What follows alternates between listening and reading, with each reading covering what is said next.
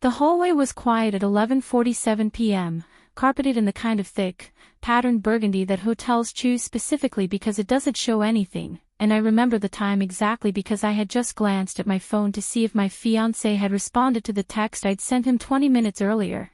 Can't sleep, too excited, love you, and he hadn't. And I was walking down that hallway toward his room to tell him that in person instead, the way you do the night before your life is supposed to change, when the door to room 412 opened and my mother stepped out of it. I stopped walking. She hadn't seen me yet. She was still half turned back toward the room, saying something I couldn't hear, adjusting the strap of the dress she'd worn to the rehearsal dinner 3 hours earlier, a dress I had complimented at the time, had told her she looked beautiful in, had watched her wear while she stood and gave a toast about watching me grow into the woman I'd become. The door was room 412. My fiancé's room was 412. I want to be precise about what I felt in that first half second, because I think precision matters here, and because what I felt was not, at first, what I would have expected. It wasn't fury. It wasn't even, immediately, understanding. It was a kind of total blankness, the specific cognitive stall that happens when the thing in front of you does not match any category your mind has prepared in advance, when you are looking directly at something and some protective mechanism is still insisting there must be an explanation you simply haven't thought of yet. She turned and saw me. I have replayed her face in that moment more times than I can count in the months since, trying to catalog exactly what was in it, because I think what was in it told me almost everything I needed to know before a single word was spoken. It was not confusion. It was not the face of a woman who has an easy explanation ready. It was the face of someone caught, the specific, unmistakable collapse of composure that happens when a person realizes, in real time, that the story they would have told is no longer available to them, because the person standing in front of them has already seen too much for the story to hold. She said my name. Just that, Emma, in a voice that came out smaller than I had ever heard my mother's voice sound. I did not answer her. I need to back up, because I don't think any of this makes sense yet without understanding who my mother is, who my fiancé was, and what the 18 months before that hallway had actually looked like. My name is Emma. I was 29 years old, and the man in room 412 was named Daniel Reyes, 31, a structural engineer I had met at a mutual friend's housewarming party 2.5 years earlier, in the specific, unglamorous way most real relationships actually begin, standing near a kitchen island arguing pleasantly about whether pineapple belonged on pizza while everyone else had migrated to the balcony. I had loved Daniel in the steady, unremarkable way that I think is actually the most trustworthy kind of love, the kind that doesn't announce itself with fireworks but simply accumulates, month after month, into something you stop being able to imagine your life without. He was funny in a dry, understated way. He remembered which of my coworkers I couldn't stand and asked about them by name, sarcastically, whenever I came home from work in a mood. He had cried, unashamedly, at his sister's wedding 2 years before, and I remember watching him and thinking, with the specific clarity you sometimes get about a person early on, I could marry someone who cries at his sister's wedding.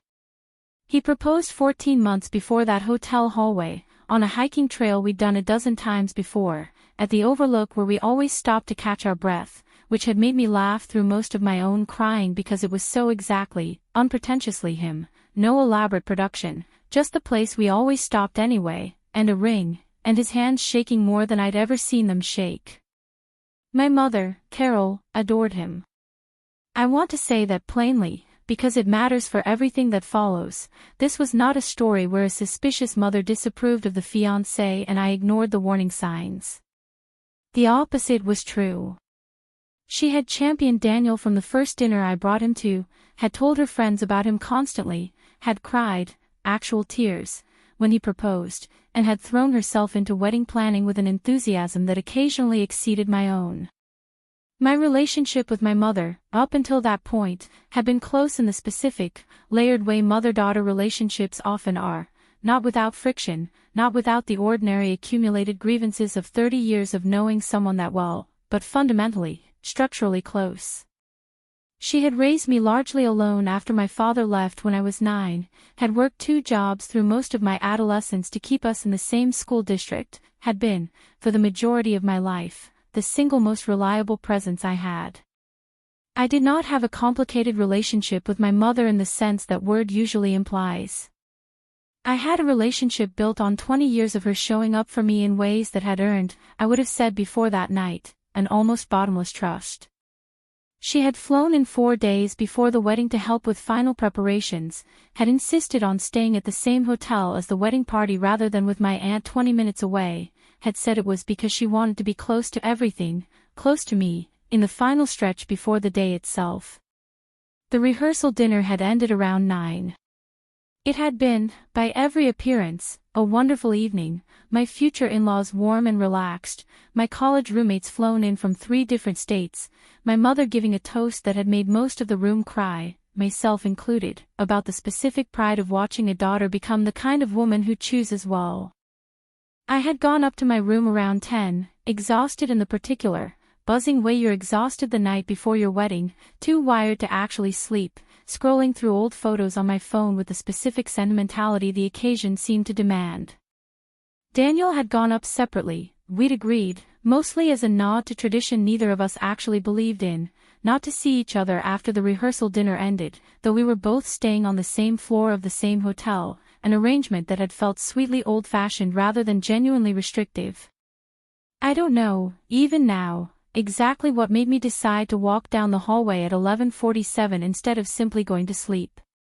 I think it was some combination of nerves and sentimentality and the specific, harmless impulse to see him for just a moment, to stand in his doorway and say something ordinary and reassuring before the strange, formal machinery of the next day took over completely. I had texted him first. I had intended, if he didn't answer, to knock softly, and if he didn't answer that either, to assume he was asleep and go back to my own room without waking him. I did not get the chance to knock.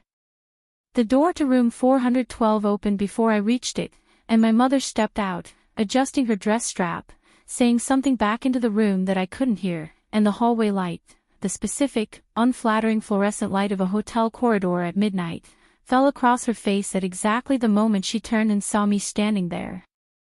Neither of us spoke for what felt like a very long time. I remember, with strange specificity, the pattern of the burgundy carpet beneath my feet, the sound of an ice machine somewhere down the hall, the fact that my mother was barefoot, her shoes presumably still somewhere inside that room, a detail that landed in me with a kind of delayed, sickening wait several seconds after I first registered it. "Emma," she said again. "It's not." I did not wait to hear what it was not. I turned around. I walked back down the hallway the way I had come, past the ice machine, past the elevator, back to my own room, moving with the strange, mechanical steadiness of a person whose body has decided to keep functioning even though nothing inside it currently makes sense. I heard her say my name a 3rd time, behind me, farther away now, and I did not turn around, and she did not follow me. I got back to my room. I closed the door. I turned the deadbolt, an action that felt, in the moment, both absurd and necessary, as though there was something outside that door I needed protection from beyond the thing I had actually just seen. I did not cry. I did not call anyone. I sat down on the edge of the bed, still in the clothes I'd worn to the rehearsal dinner, and I looked at my phone, at the unanswered text I had sent Daniel 20 minutes earlier, "Can't sleep, too excited, love you," and I understood, with a clarity that felt almost peaceful in its totality, that I was not going to sleep that night, and that by the time the sun came up, I was going to have to decide what kind of person I was going to be at my own wedding. My mother knocked on my hotel room door at 8:30, exactly as we'd planned 3 weeks earlier, carrying the garment bag with my dress and the specific bright, purposeful energy of a woman who had appointed herself chief organizer of the morning. I let her in. I want to describe what it took to do that, to open the door, to look at her face, to say good morning in a voice that gave away nothing, because I don't think I had ever, in 29 years, worked harder at anything than I worked at that single, ordinary greeting. She did not mention the hallway. I watched her carefully as she came in, hung the garment bag on the closet door, asked whether I'd slept well, and I understood, watching her do this, that she had made the same calculation I had, that whatever happened between us was not going to happen in this room, in these hours, with hair and makeup appointments already running and a schedule that neither of us, apparently, was willing to be the one to disrupt. I slept fine, I told her, which was the first lie of the day, though far from the largest one being maintained in that room. The hair and makeup team arrived at 9. My bridesmaids arrived shortly after, filling the suite with the specific, champagne-adjacent chaos of a wedding morning, and I let myself be swept into it, let myself be styled and photographed and fussed over, present in my body while some other part of me sat slightly outside it, watching, waiting, holding the plan I'd built at 4:30 that morning like something fragile I couldn't afford to jostle. My mother was, throughout all of it, exactly as warm and present as she had been at every wedding-related event for the past year. She cried when I put on the dress. She fixed a piece of hair that had fallen out of place. She held my hand at one point and told me, quietly, that she was proud of me, and I looked at her and said thank you, and something in her eyes flickered, not guilt exactly, or not only guilt, but a kind of desperate, searching uncertainty, the look of someone trying to determine, from my face, how much danger she was actually in. I gave her nothing. I saw Daniel only briefly before the ceremony, in the hallway outside the chapel where we'd agreed, at the last minute, to do a first-look photo, a decision made weeks earlier, back when the day had still belonged to us both in the way I'd assumed it always would. He looked, when he saw me in the dress, genuinely moved, tears actually forming, and I watched him have that reaction and felt something almost unbearably strange, the specific vertigo of witnessing what looked exactly like love from a person you now understood was also capable of what I'd seen the night before. "You look incredible," he said, and I said thank you, and he asked if I was okay, because something in my face must have been harder to fully disguise than I'd hoped, and I told him I was just nervous, and he kissed my forehead, and I let him. The ceremony itself passed in the strange, compressed way that significant events sometimes do. I said the words I was supposed to say, in the order I was supposed to say them, and if my voice shook slightly during the vows, everyone around us seemed to read it as ordinary wedding emotion rather than what it actually was. I did not, in that hour, deviate from the plan. I had decided, at 4:30 that morning, that the ceremony was not where this needed to happen, not in front of an officiant, not in the specific, sacred structure of the vows themselves, where interrupting things would only ever read as a scene rather than as the deliberate, controlled reckoning I actually wanted to deliver. I wanted it to happen in front of everyone, at the reception, during the part of the evening where speeches were expected, where a microphone was already going to be in my hand, where a room full of 140 guests, including my mother's sisters, her closest friends, Daniel's entire family, would already be seated and listening, waiting for the traditional, sentimental thing that moment was supposed to contain.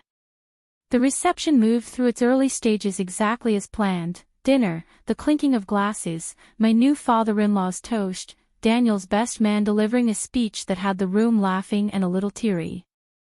My mother was seated at the head table beside me, radiant in a way that I understood now was at least partially performance, and I sat beside my husband of 4 hours and waited. Around 9:15, the wedding planner approached and asked, quietly, if I was ready to give my toast, a tradition we'd added, somewhat unusually, at my own insistence months earlier, a bride's toast to close out the speeches, something I'd wanted to do because I'd always found it strange that grooms so rarely got to hear directly from their brides in front of everyone. I had not known, when I insisted on that tradition, how it would actually be used. I stood up. The room quieted in the specific, expectant way a room quiets when it anticipates something sentimental, 140 faces turning toward me with the soft, ready expressions of people prepared to be moved. I picked up the microphone. "I want to start," I said, "by thanking my mother for the toast she gave last night, at the rehearsal dinner. She said something I've been thinking about ever since, about the pride of watching a daughter become the kind of woman who chooses well." I paused. I could feel, rather than see, my mother go still beside me. "I've been thinking about that a lot today," I continued, "because last night, around midnight, I walked down to see my fiancé before the wedding, just to say goodnight, nothing more than that, and I watched my mother leave his hotel room. Barefoot. At almost midnight. The night before my wedding. The silence that followed was not the ordinary silence of a room listening. It was total, immediate, the specific quality of 140 people simultaneously understanding that the evening had just changed shape entirely. I heard, somewhere near the back, a single audible gasp. I did not look at Daniel. I did not look at my mother, though I could feel her beside me, could feel the specific stillness of a person who has just understood there is nowhere left to go. I'm not going to stand here and tell you exactly what I think happened in that room, I said, my voice steadier than I expected it to be, steadier, I think, than anyone in that room expected it to be. I don't fully know, and honestly, at this point, the details don't change what I already understand. What I know is that my mother left my fiancé's hotel room barefoot the night before she stood up and gave a toast about how proud she was of me. What I know is that I got married today anyway, in front of all of you, because I had already decided, by 4:30 this morning, exactly what I was going to do about it, and it wasn't going to be done quietly, and it wasn't going to be done in a way that let either of them manage the story. I set the microphone down on the table. I looked, finally, at Daniel, whose face had gone the specific gray-white of someone watching his own life come apart in real time, and at my mother, who had both hands pressed flat against the tablecloth as though she needed it to remain upright. I'm not staying for the rest of this reception, I said, to the room now, not the microphone, my voice carrying anyway in the total silence. I think everyone here deserves to actually enjoy the dinner they came for, and I think the two of them owe this room considerably more explanation than I currently have the patience to extract from them tonight. I'll be at the bar. Anyone who wants to actually celebrate something honest with me tonight is welcome to join. I turned and walked away from the head table. Behind me, I heard the specific eruption of 140 people simultaneously beginning to speak at once, my aunt's voice rising above the others, someone's chair scraping back hard enough to nearly tip, Daniel saying my name in a strangled voice that didn't attempt to follow me, my mother, I was told later, sitting frozen at the table for almost a full minute before she also stood and left, though not toward me. I did not look back to see any of it happen. I walked to the bar at the edge of the room, asked for a whiskey I had not planned on drinking that night, and stood there with my hands only slightly shaking, listening to the chaos behind me build into something that would take the rest of that family considerably longer than one evening to sort through. I stood at that bar for nearly 20 minutes before anyone approached me, and I want to describe that stretch of time specifically, because it told me something important about the room I was standing in, that 140 people, faced with a scene of that magnitude, mostly did not know what to do, and defaulted, in their uncertainty, to giving me space rather than crowding me with questions I clearly wasn't ready to answer. My best friend Rachel was the first to come over. She didn't ask me anything. She just stood beside me at the bar, ordered herself a drink, and said, "Okay. I'm here. Tell me what you need," which turned out to be exactly the right thing to say, because it let me decide, rather than having the decision made for me. What I needed, it turned out, was simply not to be alone. Daniel found me maybe half an hour later, his face still carrying the gray, stunned quality it had taken on the moment I set down the microphone. He asked if we could talk privately. I told him we could talk right there, at the bar, because I had already decided, standing there with my whiskey, that I was done managing this situation in private rooms where things could be softened or reframed away from witnesses. What he told me, in that conversation, was not a denial. I want to be clear about that, because some part of me had still been braced for one, still holding some small, exhausted hope that there was an explanation that made this survivable. There wasn't. He told me it had started roughly 4 months earlier, during a period when I'd been working long hours on a project that had kept me away most evenings, and he and my mother had spent increasing amounts of time together handling wedding logistics on my behalf, venue walkthroughs, vendor meetings, the accumulated small tasks of wedding planning that I simply hadn't had the bandwidth for.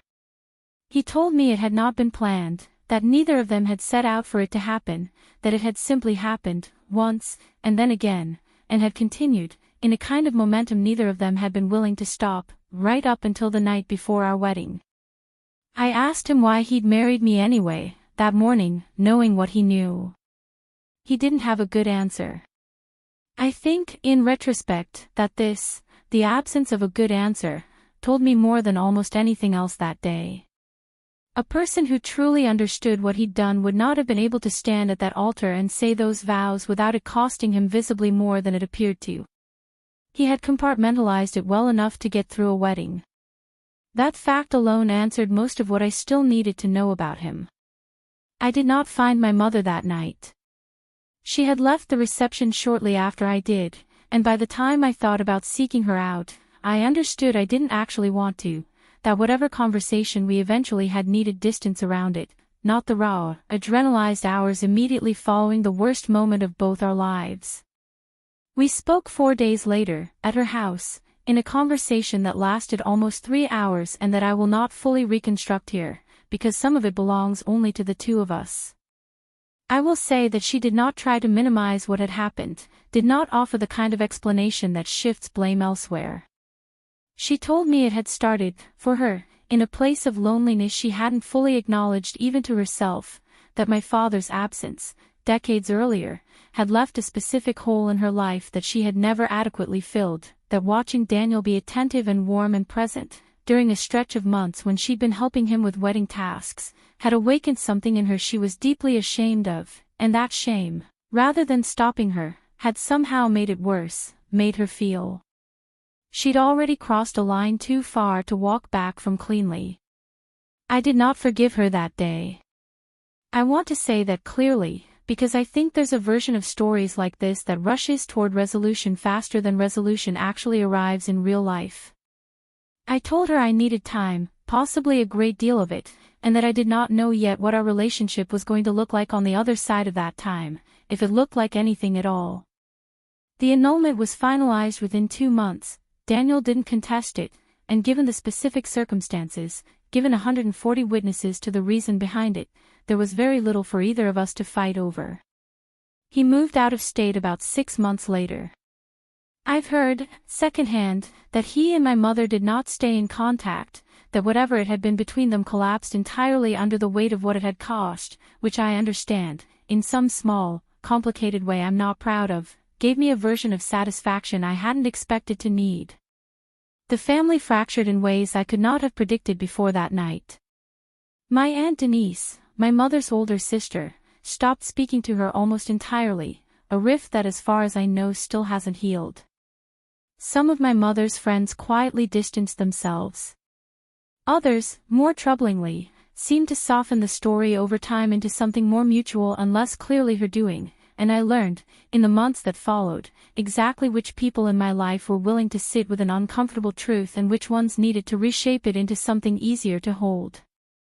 Rachel and my other close friends never wavered, not for a single day, and I understood, watching that steadiness, that I had learned something valuable in the wreckage of that year about exactly who I could actually count on, a lesson that, however brutally it arrived, I don't think I would have learned as clearly any other way.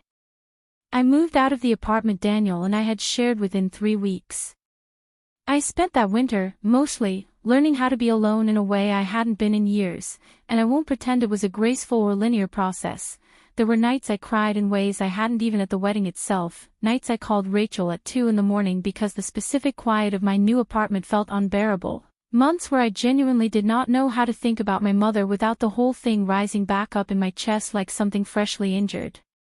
But something did, slowly, begin to settle. I started seeing a therapist that January, someone who helped me understand that what I'd done at that reception, the calm, deliberate, public reckoning rather than a private, quiet unraveling, had actually been an important act of self-respect, not simply an act of anger, even though in the moment it had felt like both at once. I had refused to let the two people who betrayed me control how that betrayal was told. I had insisted on being the one who named it, in my own words, in front of the people who mattered. My mother and I speak now, occasionally, carefully, in a relationship that bears almost no resemblance to what we had before that hallway. We are not close in the way we once were. I don't know if we ever will be again, and I've made a kind of uneasy peace with not knowing. She has apologized more times than I can count, and I believe, at this point, that the apologies are genuine. Genuine apology and full trust are not the same thing, though, and I'm still learning to live in the specific, unresolved space between them. I think about that hallway often, the burgundy carpet, the sound of the ice machine, my mother's bare feet.